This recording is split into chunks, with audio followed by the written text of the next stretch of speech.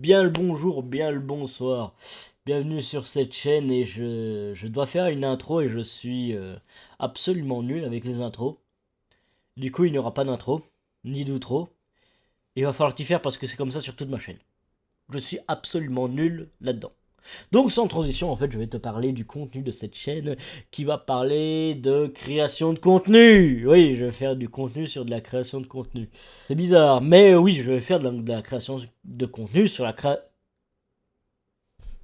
Je vais faire du contenu sur la création de contenu, donc à destination non seulement des professionnels, des entreprises, parce que j'ai trop vu de trucs trop éclatés sur LinkedIn. S'il vous plaît, regardez cette chaîne, abonnez-vous, parce que non, ça va vous aider, vraiment, vraiment, s'il vous plaît.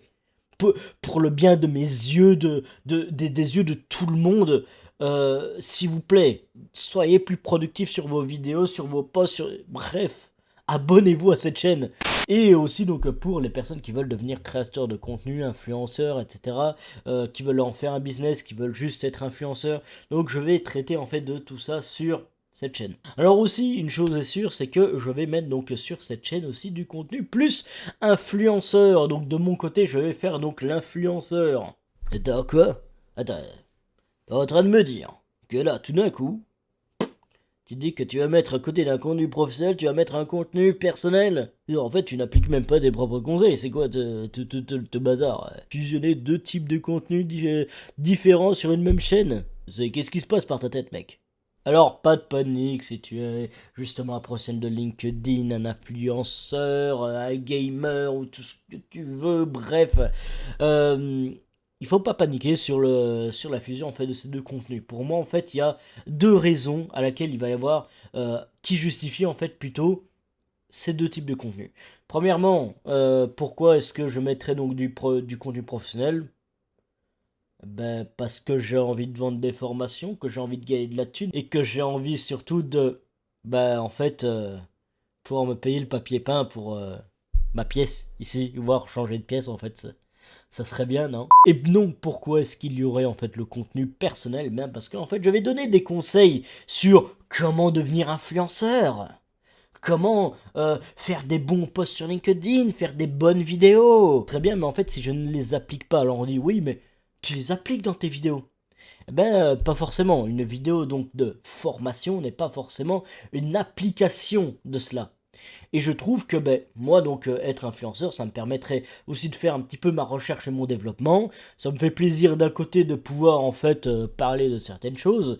Et ben, tout simplement, ça peut permettre de vous pouvoir analyser une vidéo sans avoir, en fait, avoir ce support formatif en fait. J'espère que je me suis fait comprendre là-dessus, mais en tout cas, c'est vraiment donc le désir derrière, donc cette idée de fusionner ces deux types de contenus. Évidemment, donc, il y aura des playlists bien définies qui feront que tu ne seras pas perdu entre les deux types de contenus. Si tu veux regarder qu'un seul type de contenu, il n'y a pas de souci, tout sera cadré. Mais alors, qui est-ce que je suis en fait pour pouvoir parler de création de contenu en soi? Eh bien, il faut savoir que ben, depuis tout jeune, je suis un petit peu créateur de contenu. Donc depuis les débuts de YouTube à son grand âge d'or de l'âge de Cyprien quand il est arrivé sur YouTube. Bref, moi j'étais là, ben, je faisais des vidéos de gaming comme la plupart de tout le monde. Je me suis mis sur Twitch, je créais du contenu en live, tout le bazar. Je fais quelques web TV, etc. Et évidemment, dans tout ça, ben, c'était le début et je me suis complètement foiré sur ce qu'était la création de contenu. Donc je sais très bien maintenant qu'est-ce qu'il faut pas faire. Ensuite, ben, c'est passé que voilà, le train-train de la vie. Donc je me suis mis donc dans le bâtiment, donc en tant que indépendant avec mon père. Voilà, c'est passé quelques années. Puis, ben, c'est passé la vie que ben, j'ai monté plus d'ordinateurs que de murs dans ma vie. Donc c'était très bien de me dire ok je vais peut-être changer de branche au bout d'un moment.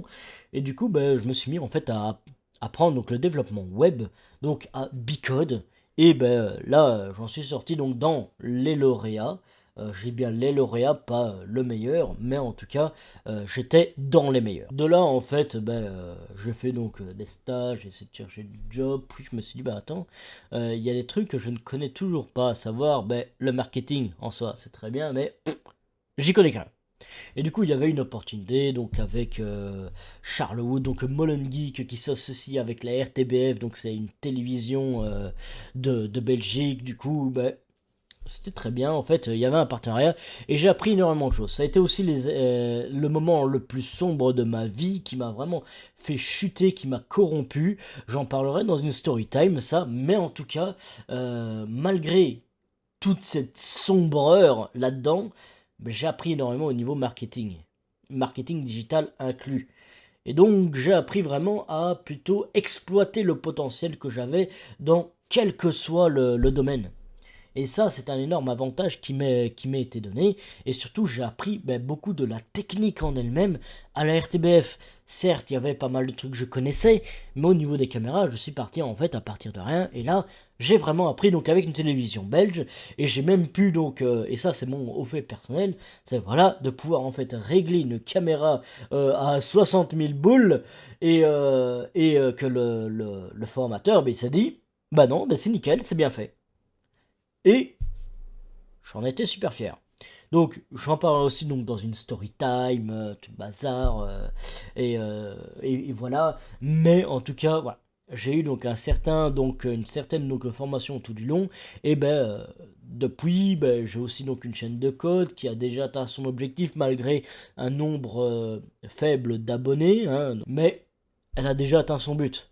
Et c'est un petit peu le principal qu'on fait une chaîne YouTube, c'est un petit peu tout ce que j'ai envie. Donc j'ai vraiment en fait envie d'apprendre aux gens donc comment atteindre leur but en créant du contenu. Que ton but ce soit faire de la thune, que ce soit avoir une communauté, que ce soit avoir, je sais pas moi, une Ferrari, des restaurants gratis, des placements de produits, des jouets, n'importe quoi. On en parlera dans cette chaîne. Et tu sais très bien, du coup, que je suis nul en outro. Et du coup, il va pas y avoir d'outro, je vais juste claquer des doigts, ça va se finir.